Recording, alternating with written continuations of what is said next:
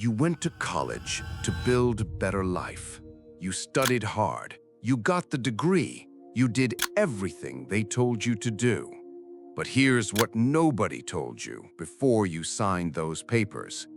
The average American student loan borrower will pay back $26,000 more than they actually borrowed.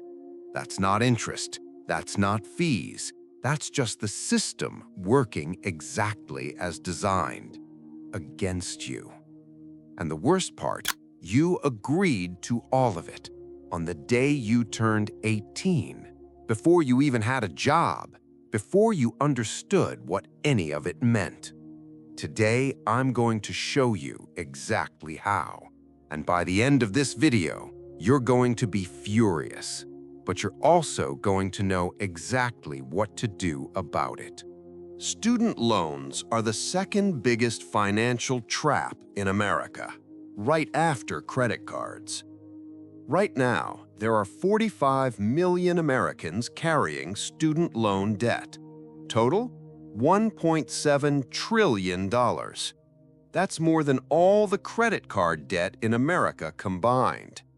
And yet, nobody teaches you how student loans actually work before you take them. Not your school, not your parents, not the loan officer who handed you the pen and smiled. They just said, "Sign here. It's an investment in your future." So today, 5 things about student loans that the system never taught you. No fluff, no filler, just the truth. Point 1. You don't borrow one number. You borrow a growing monster. Let's start with the most basic thing that nobody explains properly. When you take a student loan, you think you're borrowing a fixed number, let's say $30,000, and you think, okay, I'll pay back $30,000 plus some interest. Simple. Here's what actually happens. From the day that money is deposited, interest starts every single day. But here's the part that destroys people: capitalization. While you're in school, you don't have to make payments. Sounds great, right? What they don't tell you is that during those 4 years, interest is building up every single month. And at the end of those 4 years, that interest gets added to your principal. So you borrowed $30,000. 4 years of school later, before you even make your first payment, your balance is now $37,000. You haven't paid a single dollar yet, but you already owe $7,000 more than you borrowed. This is called interest capitalization, and it is completely legal and completely hidden in the paperwork you signed at 18.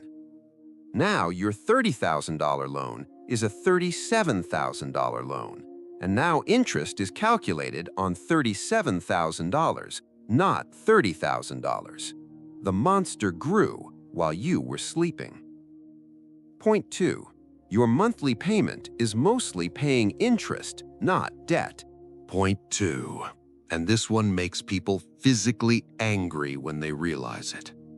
You graduate, you get a job, you start making your monthly student loan payment. Let's say $400 a month. You feel good, you're being responsible, you're paying your debt. Here's the reality of that $400 payment.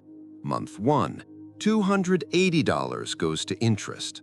Only $120 goes toward your actual loan balance.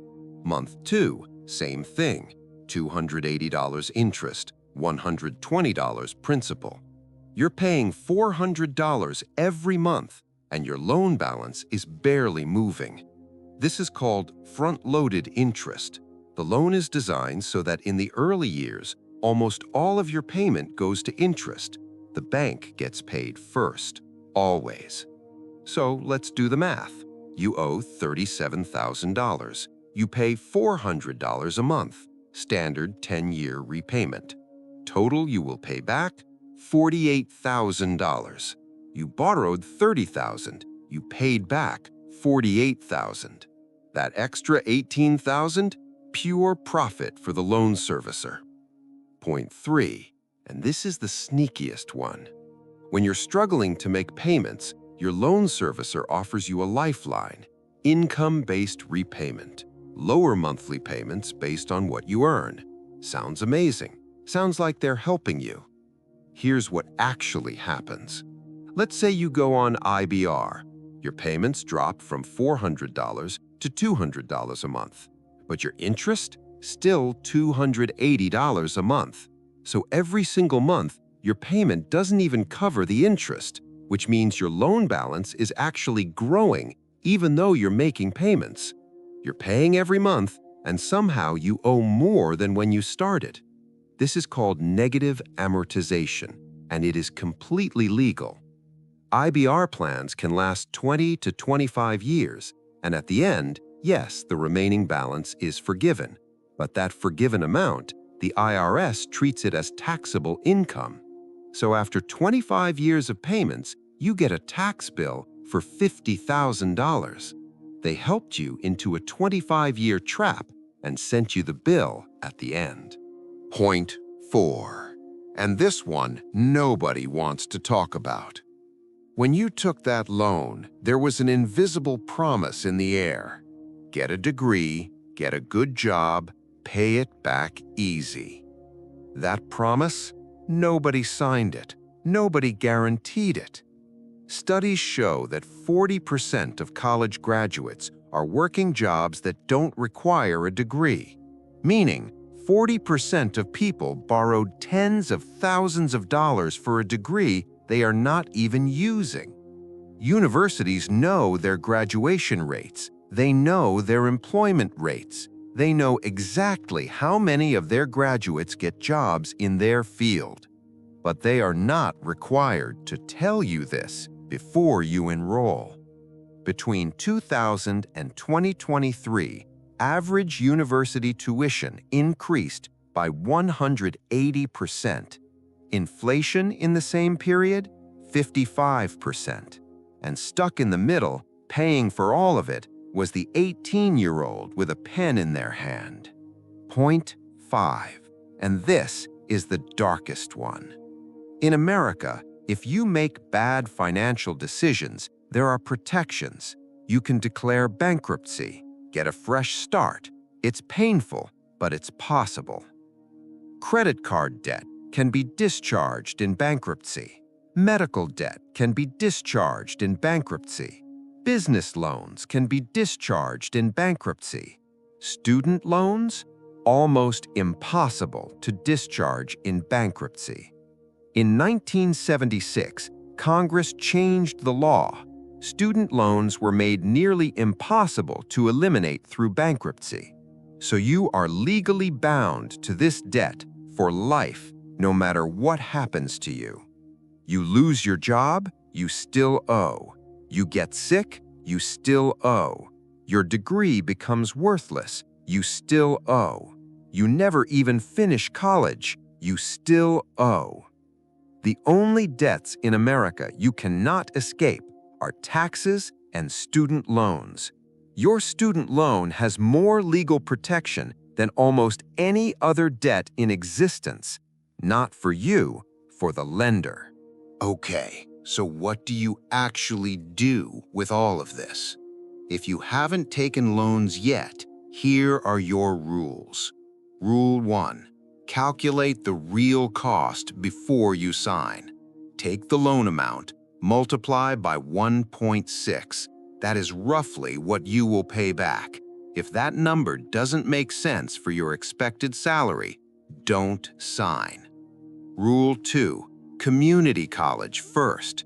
2 years community college plus 2 years university gives you the same degree for half the cost. Nobody asks where you did your first 2 years. Rule 3. Only borrow what you absolutely need. Every extra dollar you borrow costs you $1.60 back. Borrow less, suffer less. If you already have loans, here are your rules. Rule 4. Pay more than minimum whenever possible. Even $50 extra per month goes directly to principal and saves you thousands in interest over time. Rule 5. Avoid IBR unless absolutely necessary. Yes, it lowers payments, but if you can survive on standard repayment, do it. IBR extends your pain. Rule 6. Check for forgiveness programs you qualify for. Public service loan forgiveness, teacher loan forgiveness. These are real programs that actually work, but most people never apply. The student loan industry is a $1.7 trillion business built on the backs of 18-year-olds who were told the debt was the price of a future. Some of that debt was worth it, a lot of it wasn't, and the difference usually came down to one thing: information. Information they had that you didn't, but now you do. Share this video with a high school student, share it with a parent, share it with anyone who is about to pick up that pen, because the best time to understand student loans was before you signed. The second best time is right now. Next video, what Americans don't realize about tipping culture. Same format, same no-fluff truth. Hit subscribe. See you soon.